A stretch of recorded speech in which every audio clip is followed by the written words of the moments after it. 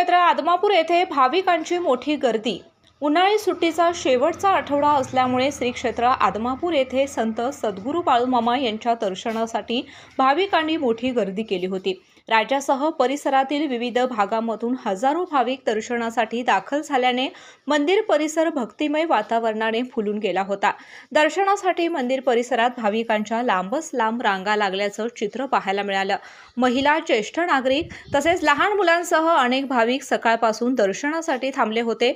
मंदिर प्रशासनाकडून दर्शन व्यवस्था सुरळीत ठेवण्यासाठी विशेष नियोजन करण्यात आले होते।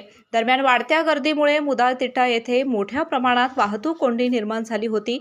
तसेच कागल निढोरी तसेच देवगड निपाणी महामार्गावर वाहनांच्या लांबच लांब रांगा लागल्याने वाहतूक काही काळ संथ गतीने सुरू होती।